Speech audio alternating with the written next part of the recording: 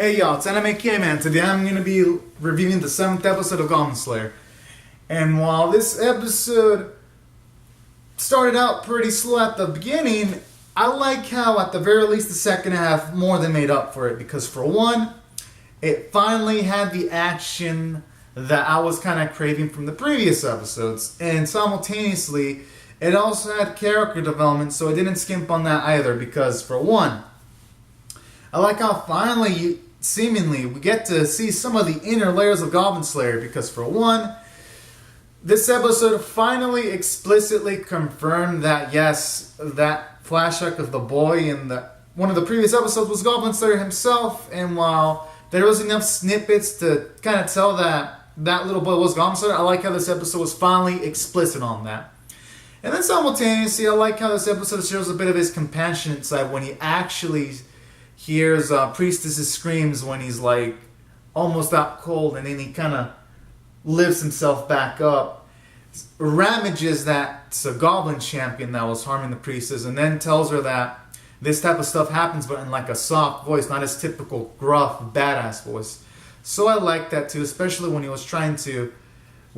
touched her hand compassionately.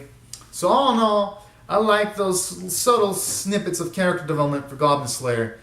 And I like how in this episode they made sure that when there was action, there was actually a purpose. Or like when the dwarf was seeing the elf being almost ravaged by these goblins, he actually came in on time and rescued her.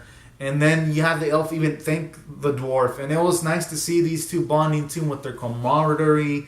It kind of gives it a family vibe. So I like how this episode, it made the group work together in like a great way. And I like how this episode is showing the Priestess even caring more about Goblin Slayer, because when Goblin Slayer is harmed and then she loses her focus, I like that too. Because usually Goblin Slayer is on top of shit, so seeing the way she was just like distressed, seeing him harmed, that was also nice. And it makes the relationship that he has with Goblin Slayer feel a bit more authentic, so that was nice. And then it was nice to get a bit of character development for the elf, because when she saw Goblin Slayer all battered up and she was actually crying for a bit, that was also pretty sweet, making the dynamic of this party feel much more better. And then aside from that, I gotta say, even the scenes where like the Goblin Slayer was in danger, those were fun to see, because I hadn't had those kind of vibes since he fought against the orcs, so that was also cool.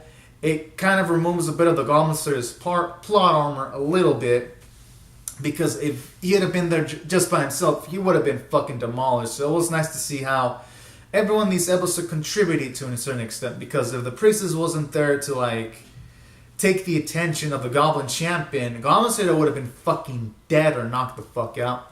So that was cool. And then the scene where he like just gets the hair and like starts choking the Goblin champion, just rips the eye off, was pretty badass. And I feel like that was some pretty nice build up for it. Opens the door for the Goblin champion to come back, because I believe in like one of the previous episodes, Goblin Slayer mentioned any goblin that escapes is gonna be smarter and stronger, and the descendants are gonna be smarter and stronger, and they're not gonna fall for the same mistakes. So I like how it also seems like it's implying that the Goblin champion could come back stronger and better than ever because he wasn't explicitly killed. So that was also nice. And then it was also nice that this episode gave us a key in on Sword Maiden, seemingly that she was kind of ravaged in the past by goblins. So that was pretty nice too. And and then the animation for the fight scenes was pretty fluid, and there was even good usage of CG when the Goblin Slayer was taking on all these goblins.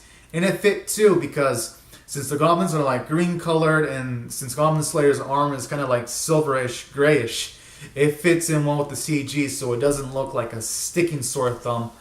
So that was also nice, and this is how anime should use CG, because had Goblin Slayer been a fighter character that didn't have armor, then the CG would have looked awful. So I like how the animators actually took Goblin Slayer's character design to their own advantage to have like these 360-degree camera angle turns when he's slaughtering all these goblins.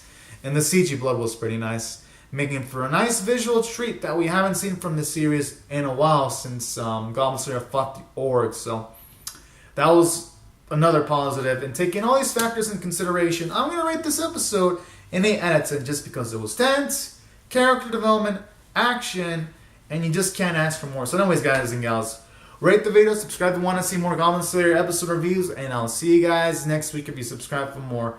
Have a great day, guys and gals. Bye-bye.